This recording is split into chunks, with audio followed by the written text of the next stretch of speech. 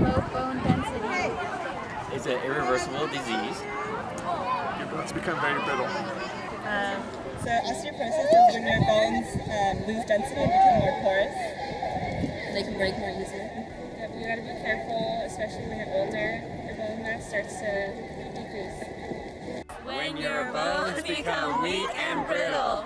Osteoporosis is a degenerative disease of the bones.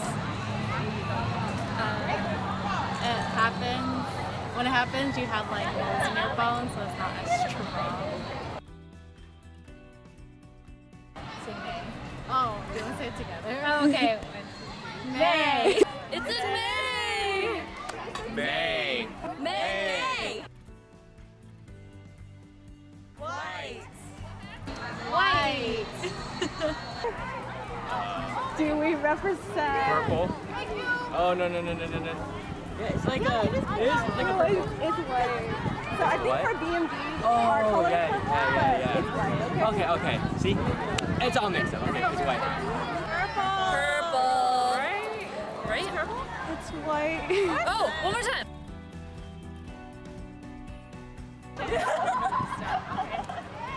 Okay, ready? Okay. 1, 2, 3.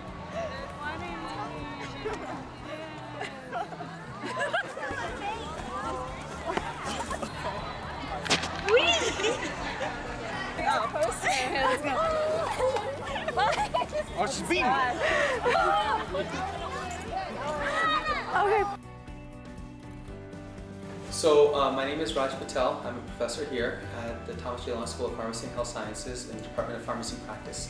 And osteoporosis is a disease that many older adults may be susceptible to.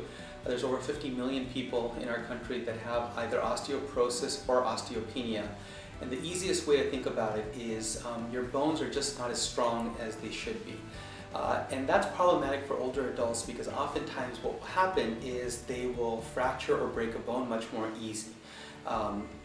For instance, the most common places to have weakening of the bones if you have osteoporosis is around the hips, in the spine, and even in the wrist.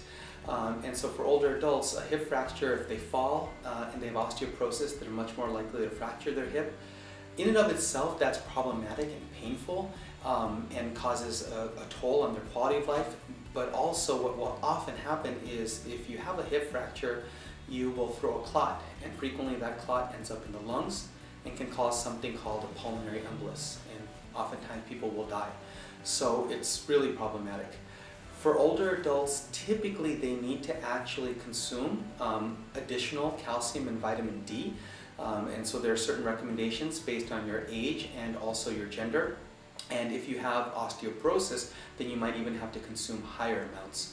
So it's a disease that can adequately be controlled with proper nutrition, vitamin D by going out into the sun, but typically that's not enough and you're going to have to also consume additional vitamin D.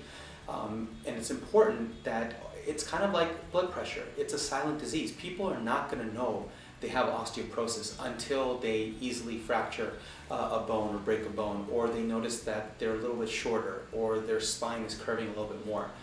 So if they think they might be at risk, it's important for them to actually get tested so that the appropriate therapy can be initiated, or like we said, vitamins and minerals can be supplemented so they can forego having to take drugs.